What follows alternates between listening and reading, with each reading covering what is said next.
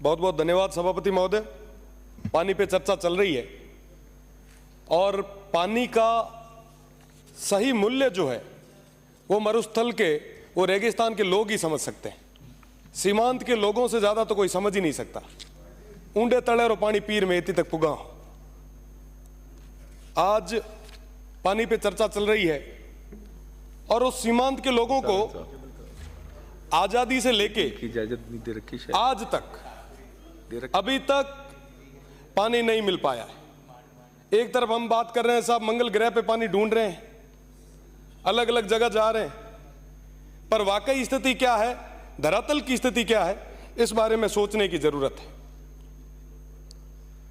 State को और central government को मैं धन्यवाद देना चाहूंगा कि आप ERCP जैसी योजना लाए।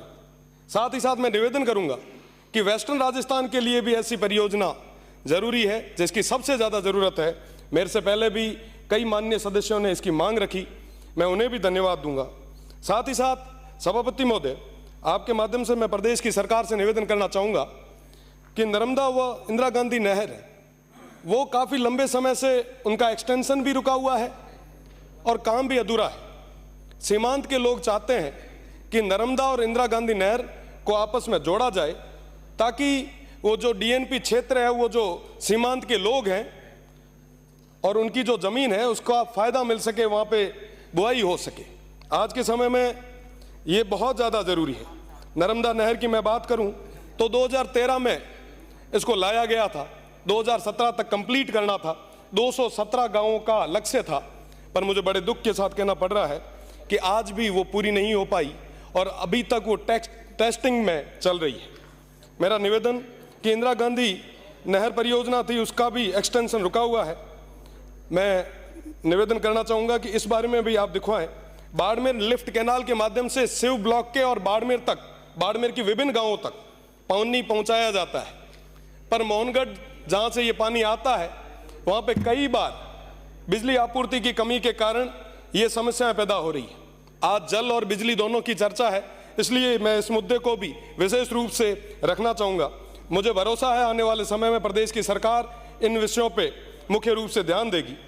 आप जो ट्यूबवेल दे रहे हैं, माननीय मंत्री जी ने, अभी सरकार ने जो ट्यूबवेल, जो हेडपंप्स की अभी हमें जो दी है, मैं उनके लिए भी धन्यवाद देना चाहूंगा। उससे पहले भी हमें कई सारे हेडपंप आपने दिए, उसके लिए भी मैं धन्यवाद दूंगा। आप जो हेडपंप दे रहे हैं वो बोरवेल 600-700 फीट के बाद में आपका विभाग कहता है कि साहब इससे ज्यादा हम कर नहीं सकते, अमाउंट इतना ही है। हमारा वो भौगोलिक क्षेत्र जो है, भौगोलिक जो स्थितियां हैं वो अलग है। वहां की 900-1000 फीट उपेल तो के पानी को नहीं, आप 600 तक खोतरे छोड़ दिया करो। वहां पे जरूरत है कि प्रॉपर तरीके से ट्यूबवेल्स हो, उन लोगों को पानी के लिए भटकना नहीं पड़े। एक डाणी से दूसरी डाणी के बीच का जो गैप है वो बहुत ज्यादा है। मेरा निवेदन कि आप इस बारे में भी सोचें। साथ ही साथ जो पुराने हमारे संसाधन थे, बेरियां थी, बावड़ियां थी, हमने उनका रखरखाव छोड़ दिया।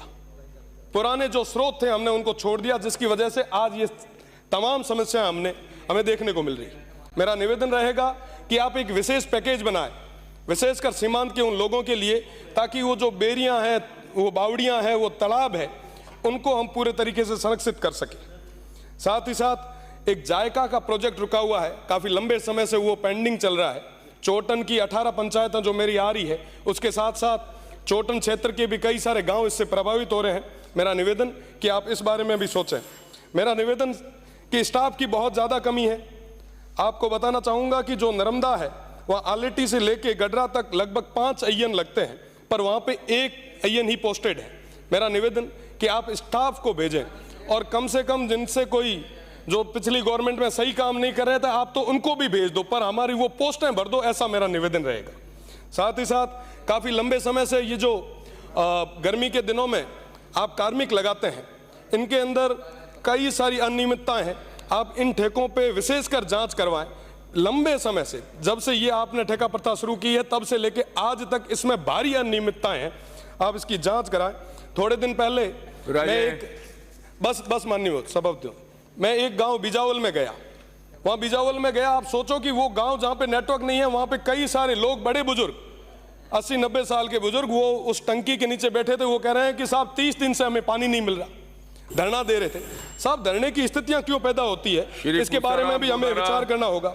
साथ ही साथ मेरा निवेदन रहेगा, बस एक मिनट साहब, इन तमाम मैं आपसे निवेदन करना चाहूंगा कि बांडासर गांव है जहां के एक 80 साल के बुजुर्ग थे लोंगे खान जी, उनसे मैंने वादा किया था कि साहब पानी पहुंचाऊंगा। माननीय सभापति महोदय,